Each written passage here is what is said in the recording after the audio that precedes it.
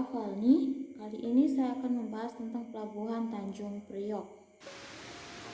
Tanjung Priok adalah salah satu kecamatan yang terletak di kota Jakarta Utara, Provinsi DKI Jakarta.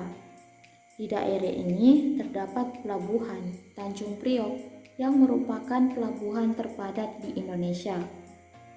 Sejak dahulu, kawasan ini merupakan pelabuhan prasejarah sejak zaman penyebaran agama Hindu dan kemudian oleh pemerintah kolonial Belanda. Tanjung Priok benar-benar dikembangkan menjadi kawasan pelabuhan komersial pada akhir abad ke-18.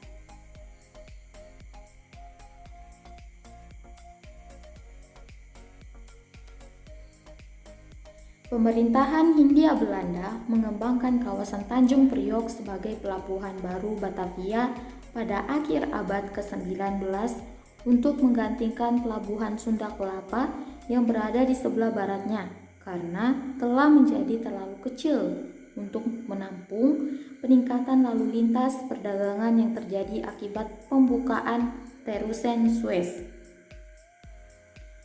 Pembangunan pelabuhan baru dimulai pada tahun 1877 oleh Gubernur Jenderal Johan Wilhelm van Lensburg pada tahun 1875 hingga 1881. Beberapa fasilitas yang dibangun untuk mendukung fungsi pelabuhan baru antara lain Stasiun Tanjung Priok.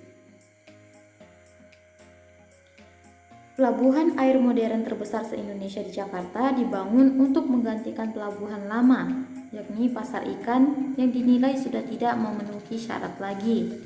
Lokasinya juga berjarak sekitar 9 km di sebelah timur dari pelabuhan lama. Wilayahnya masuk dalam lingkup administratif pemerintahan Kelurahan Tanjung Priok, Kecamatan Tanjung Priok, wilayah Kota Madia, Jakarta Utara.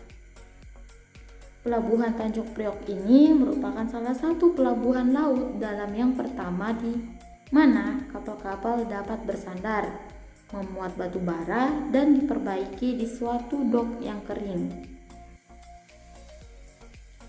Bermula dari kritis atas kelemahan fasilitas pelabuhan lama di Batavia, Tanjung Priok sampai sekarang tetap eksis sebagai pelabuhan penting bagi Jakarta untuk lalu lintas kapal-kapal besar.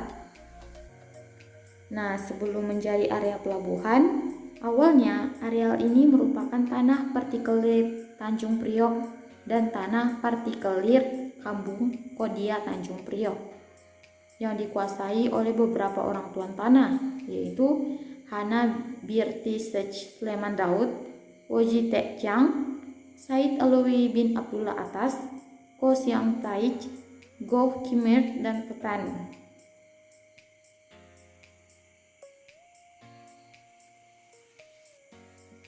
Tak lama kemudian, KPM bermitra dengan perusahaan Burt Philip Lina, Rotterdam Lloyd Ocean, Netherlands Lloyd Ocean. Selain itu juga meminta jaminan kepada pemerintah Hindia Belanda untuk membantu dalam mengendalikan keamanan dan pengerahan tenaga buruh pribumi. Pemerintah Hindia Belanda juga menekankan para bupati di Jawa, khususnya bupati-bupati di Banten dan Priangan serta Jawa Tengah untuk mengirimkan rakyatnya bekerja bagi pembangunan pelabuhan Tanjung Priok. Pengerjaan pelabuhan Tanjung Priok sendiri dimulai pada bulan Mei 1877 dan selesai rampung pada tahun 1886. Dimulai dengan pembangunan pelabuhan pertama setelah adanya ketentuan bahwa kegiatan pelabuhan Sunda Kelapa dipindahkan ke Tanjung Priok.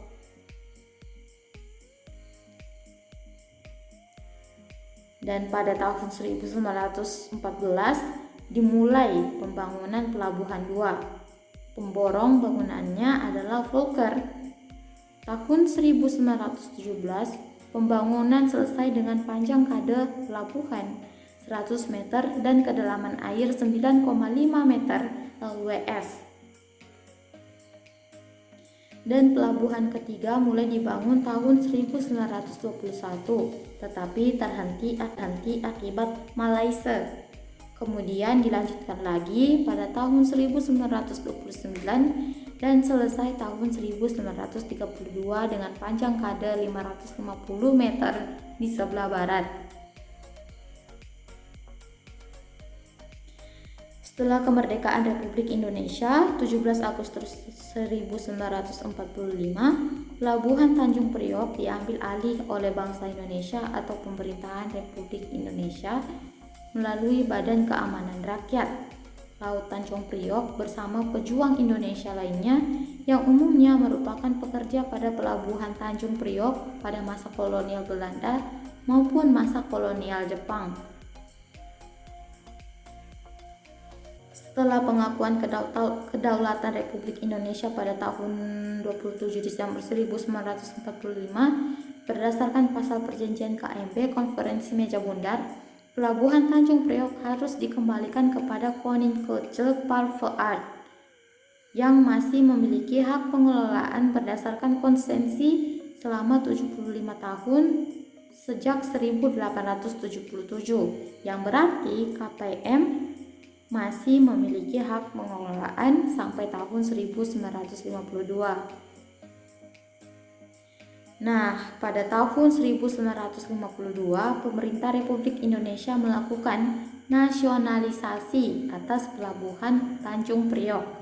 Pengelolaannya diserahkan kepada Kementerian Perhubungan Jawatan Perhubungan Laut. Sedangkan pelaksananya adalah Badan Pengusaha Pelabuhan atau BPP.